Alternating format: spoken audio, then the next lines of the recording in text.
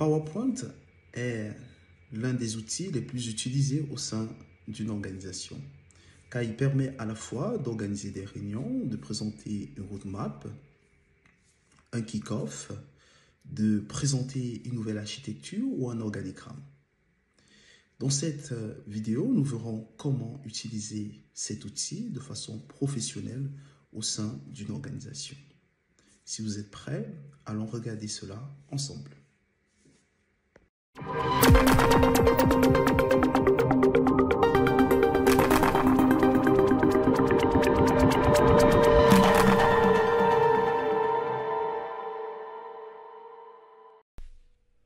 Comment utiliser PowerPoint au sein d'une organisation? Tout d'abord, il nous faut un fichier PowerPoint dans lequel on va rédiger notre présentation. Pour créer ce fichier, je fais un clic droit sur mon bureau, Nouveau, et je m'en vais dans Présentation Microsoft PowerPoint. Le fichier est créé, il me faut donner un nom à ce fichier. Je vais dire, aujourd'hui, nous voulons faire une présentation sur les étapes de construction d'une maison. Donc, je vais dire ici, construction d'une maison. Il est important et très conseillé de donner toujours un nom à votre fichier. C'est un peu comme quand vous rédigez ou vous classez des objets dans, dans un classeur à documents. Chaque document a un nom. Donc, il faut donner un nom à votre fichier. Lorsque j'entre dans mon fichier, qu'est-ce qu'il me demande? Il me demande de cliquer pour ajouter une première diapositive. On appelle aussi des diapositives des slides. Donc, je clique et là, ma première slide, elle apparaît. Elle est toute vierge. Alors, qu'est-ce qu'il faut faire? Maintenant, au sein d'une organisation, vous avez ce qu'on appelle la charte graphique, c'est-à-dire les couleurs de l'organisation doivent apparaître sur la diapositive. Donc, il faut donner une identité de l'entreprise, à vos diapositives. Alors, lorsqu'on va dans Conception, vous avez un ensemble de thèmes standards dans PowerPoint. Ces thèmes standards, il est absolument interdit de vous en servir au sein d'une organisation. Car ces thèmes standards, c'est vraiment du standard, c'est vraiment ce que Microsoft propose au sein de PowerPoint. Il peut être utilisé dans des universités, mais pas au sein des organisations. Alors, qu'est-ce que je vais faire?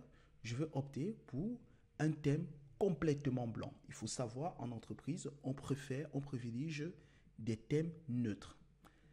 Ces thèmes neutres-là, ils vont être accompagnés de ce qu'on appelle une charte graphique, c'est-à-dire le département marketing de l'entreprise. Qu'est-ce qu'il va faire?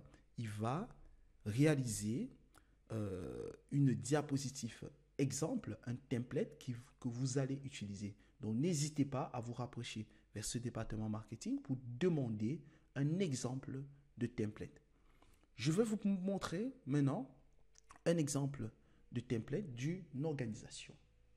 C'est le cas de la société Abentis Technologies, ici, qui a un template qui ressemble à ça. Donc, ici, vous avez, elle est tout blanc, et au pied de page, vous avez vu, l'entreprise a mis une bannière qui représente aux couleurs de l'entreprise. Cette bannière, comment elle a été construite? C'est très simple. Vous allez dans affichage, masque de diapositive, et là, vous accédez à l'arrière-plan, au backup de cette diapositive. Et vous voyez ici, vous avez ici un fichier, une barre qui a été ajoutée. Donc, on a fait quoi? On a fait insertion, zone de test. On a inséré une zone de test. Et puis, on a donné même un contour à la zone de test. Je vais mettre du bleu pour que vous voyez bien la différence. Ici, on va mettre un contour à la zone du test. Je vais mettre du vert. Et donc, on a donné un contour à la zone de test. Et c'est ça qui a été placé. Maintenant, vous voyez, quand je place, ça me cache le logo. Donc, qu'est-ce que je peux faire? Je peux faire un clic droit. Je dis mettre en arrière-plan. Donc, de le reculer par rapport à mon logo. D'accord? Donc, voilà mon logo qui passe au-dessus. D'accord? J'aurais pu aussi, au lieu de faire ça, tout simplement, déplacer mon logo, placer ma diapositive et par la suite, copier mon logo. Je fais copier et CTRL V, je le colle. Et vous voyez, il repasse au-dessus. Donc, voilà comment elle a été construite. Donc, on va refaire la construction qui a été faite, qui existait avant. On la remet. Et puis, qu'est-ce qu'on fait? On est dans le masque de diapositive. On va fermer. Et là, on obtient cette diapositive. Une fois qu'on a une diapositive aux couleurs standard, on peut commencer notre présentation. La première page de notre présentation doit porter le titre du document. Ici, on doit donner un titre à notre document. C'est la couverture de notre document. Tout comme un livre, un document a un titre, a une couverture. À côté de cette couverture, on va aller dans l'onglet Accueil. Vous avez le bouton. Vous voyez, ici, vous avez des onglets. Il faut aller vous balader devant les onglets. Quand vous mettez la souris au-dessus, ça vous dit ce que ça fait. Donc, ici, ça me dit zone de test. Je clique là. Je peux ajouter une autre zone de test. Ici, il faut donner quoi? Il faut mettre le nom de l'auteur du document et la date à laquelle le document est réalisé et la version du document. Ici, on va dire c'est la version 1 de ce document que je réalise. Ici, on va donner le nom de l'auteur. On va mettre le nom, on va mettre Joël X. Ici, on va mettre la date. La date, c'est le 25 décembre 2024. Et on va donner un titre. Maintenant, on va passer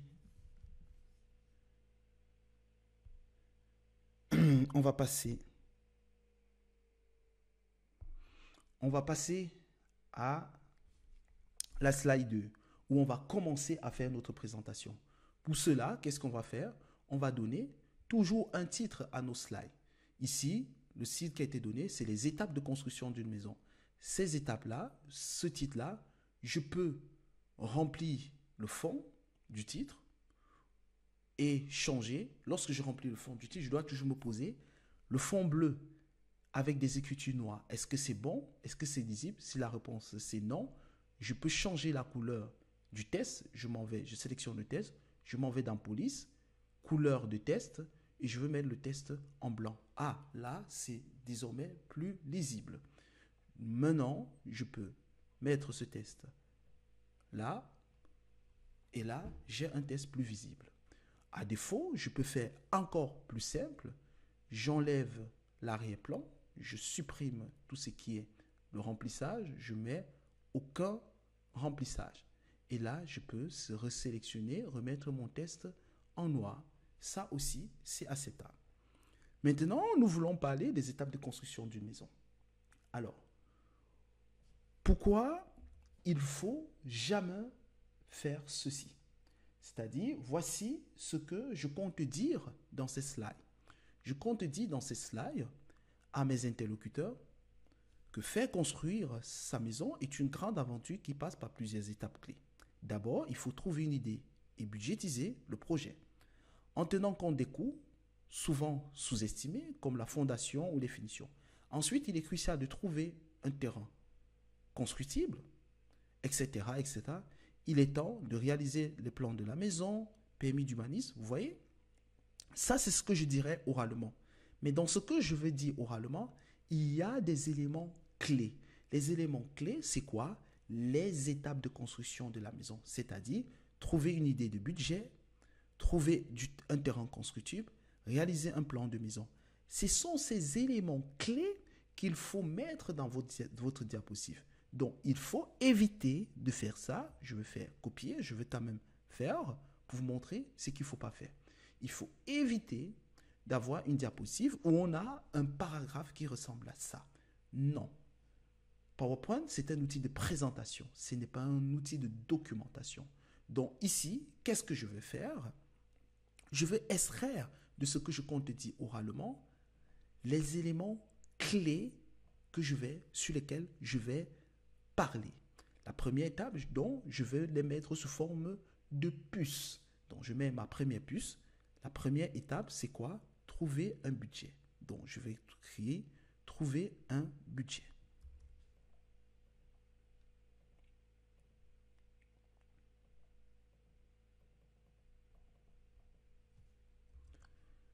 La deuxième étape, c'est quoi? Trouver un terrain constructible.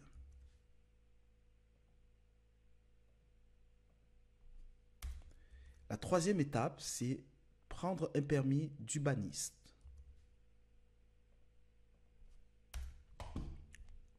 Etc. Bon, je ne vais pas mettre toutes les étapes. L'idée, c'est que vous comprenez le principe. Et donc, je peux mettre ces étapes. Je commence par une majuscule, donc je m'en vais au niveau de la police. Majuscule en début de phrase, tout devient majuscule. Je peux venir ici pour espacer. Vous voyez, il faut vous balader dans l'outil pour voir un peu les différentes fonctionnalités. Ici, ça espace. Donc, au final, ma diapositive se réduit à un titre et des éléments clés.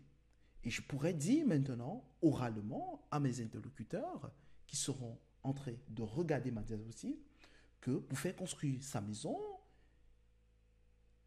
est une grande étape, est une grande aventure qui passe par plusieurs étapes.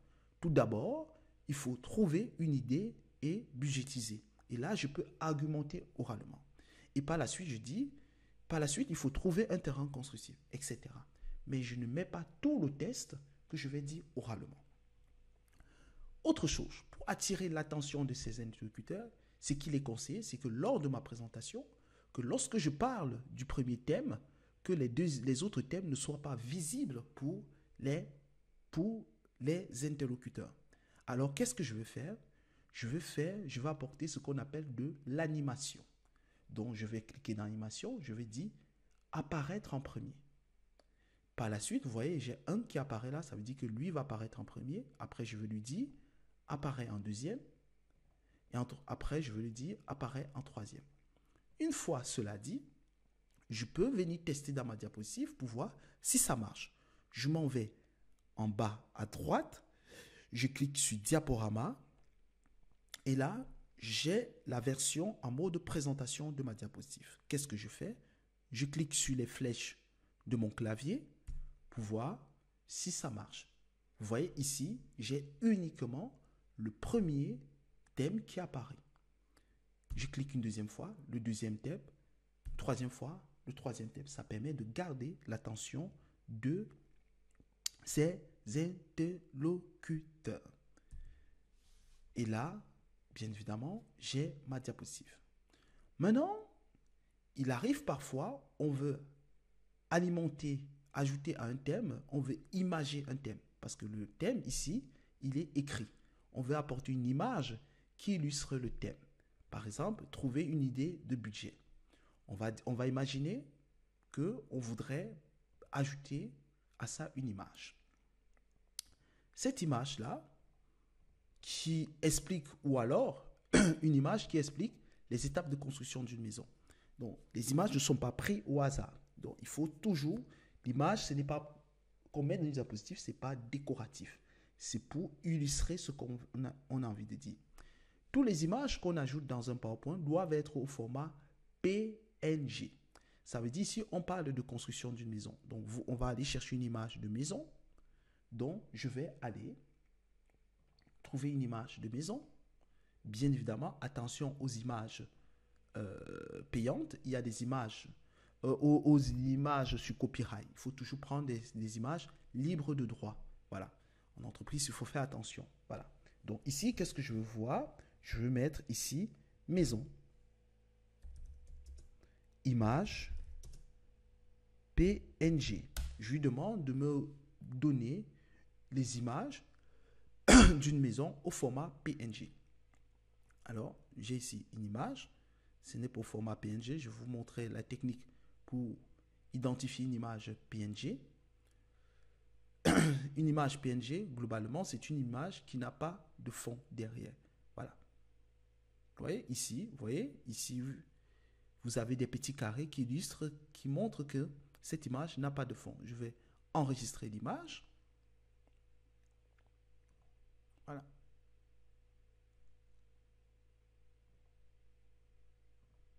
Voilà. Vous voyez, ici, j'ai des carrés qui montrent que cette image n'a pas de fond. Je fais enregistrer l'image sur mon PC. Je l'ai enregistré.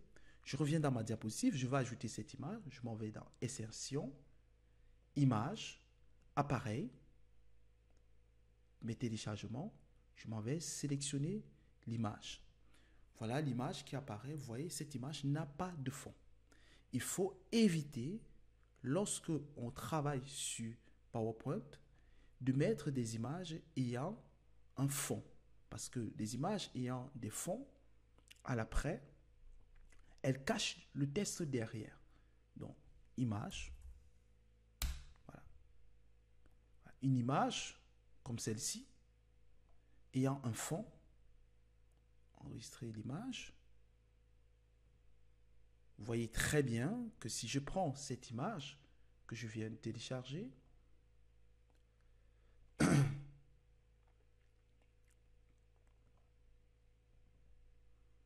voyez, cette image-là, si je mets là, elle va me cacher le fond. Alors que cette image-ci, tant que, vous voyez, elle peut passer à travers. Donc, il faut toujours prendre des images qui n'ont pas de fond. Voilà. C'est des images au format PNG. Autre chose, comment on agrandit une image dans un PowerPoint? Très souvent, on voit des PowerPoint, des gens, qu'est-ce qu'ils font? Ils veulent réduire la taille de l'image, ils tirent sur le côté extérieur. On obtient une image qui est rognée. Ou alors, ils tirent sur le côté extérieur central pour aplatir l'image. Il ne faut jamais faire ça. Lorsqu'on veut agrandir une image, on prend les extérieurs haut et bas ou bas pour diminuer l'image. Vous voyez, je tire vers l'intérieur, je réduis la taille. Je peux faire la même chose de l'autre côté, je réduis la taille. Je peux faire la même chose de ce côté, je réduis la taille. Donc voilà comment on agrandit et on diminue la taille d'une image dans un PowerPoint. Autre chose à savoir sur PowerPoint, c'est les objets. L'insertion des objets. Alors, dans PowerPoint, il y a cet onglet de forme, on parle objet et forme, qui permet de faire vous-même des dessins ou des illustrations dans PowerPoint. Prenons l'exemple de ce cylindre. Je vais dessiner ce cylindre, je sélectionne le cylindre. Une fois qu'il est sélectionné, je peux changer sa couleur, je peux changer ses contours, je peux mettre en blanc, et puis je peux ajouter du texte. Je fais modifier, clic droit sur le cylindre, je fais modifier et je peux mettre ici base de données.